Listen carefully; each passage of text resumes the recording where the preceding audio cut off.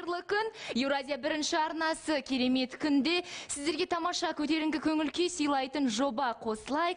Басталуға жақын, олай болса жайғасыңыздар, түскі астарыңызды, барлық шаруаларыңызды қоятырыңыздар, өйткені қызықтың барлығы алда, және дәл қазір ең керемет қатысушылар, ең үздік бенд, біз бастаймыз.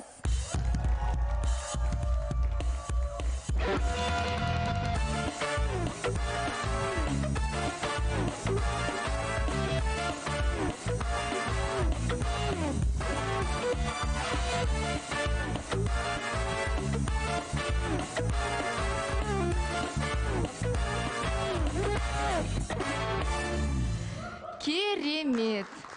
Не де болса, кеше қандай ауыр күн болса да, бүгінгі эфирімізді өте жақсы көңіл күймен бастаған жөн болды. Өйткені алда не күтіп тұрғанын кім білсін, я? Құрметті көрермен, сіздердің дәстүрлі ойындарыңыз Big Box дүкені ұсынған кереметтей қорапша, ішінде қосылайықтан естелік ретінде былғардан жасалған белбеу және таспих бар.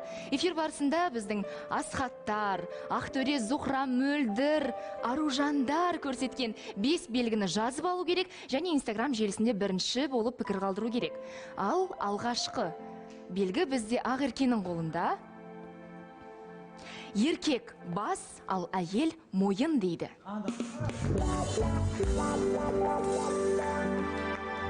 Ал адамды бас қарама, мойын қарама. Баста мы бар дейді жігіттер қауымы. Мойын болмаса бас тұрмайды дейді. Ал көңіл күйлеріңіз жақсы ғой, кешегі күн ауыр болды. Бірнеше қатысушылар көзіне жас алып қалды, түрлі пікірлер жазылып жатыр кешеден бері. Енді әлеуметтік желіні қараймыз, бақылаймыз, көреміз. Күн патшаның кешегі не десек болады енді білмеймін. Тіпті өзінің 1 сағаттық концерті болды.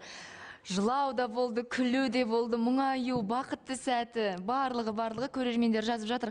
Қандай шынайы қатысушы еді, біз басқаша ойлап қалыппыз бірінші күні деп. Күн патша сізге көрермендер өте риза болып жатыр. Аружанның көңіл күйі жоқ па әлде, маған солай көрініп тұр ма? Көрермендер де өте ауыр жазып жатыр Аружанға, оны да кеше көрдік, байқадық әлеуметтік желіде. Биші Аружан. Барлығы билеп жатсақ, көңіл күйіміз күшті болып жатса, Аружан тіпті билемеді. Мамандығы тіпті биге өте жақын. Барлығы дұрыс па? Ол тақырып жабылып қалған сияқты еді.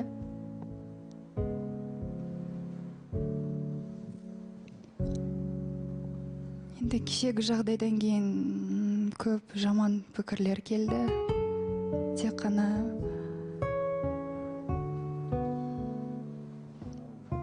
қана көрермендерден емес, шыққасын өзіміздің группа чат дейді ғой, сол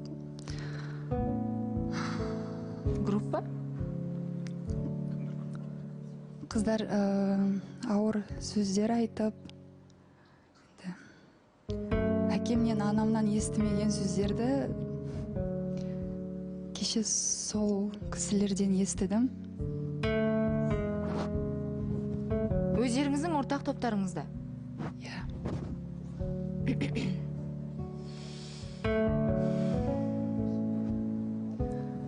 Негізі ойламадым өзімнің шындығым үшін сондай бір жаман, негатив сөздер естимін деп.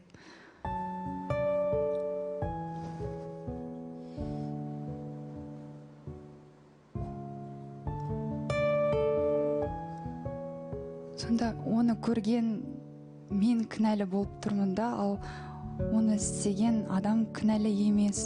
Я өз кінәмді мойындап тұрмын, бірақ өз көзіммен көрген шындығымды айттым. Сосын енді Мөлдірге де тиісіп жатыр, сенің құрбың ғой, сол үшін ол сені жақтай салды, көрді деп айта салды деп.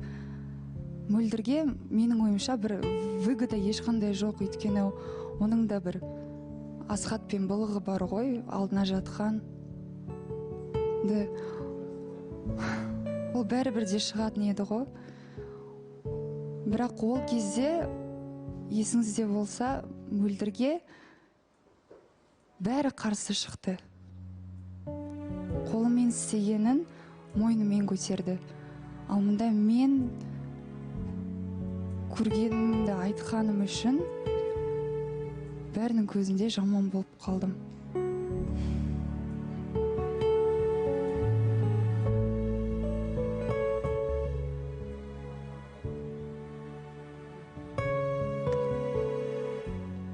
Білмеймін. Қанша маусым, бірақ маусымның алғашқы аптасында мұндай жағдайлар алғаш рет болып жатыр. Бөлініс, бірін-бірі тілдеу. Не дұрыс болмады, қатысушыларды дұрыс іріктемедік пе? Түсінбедім. Бізде жарнама.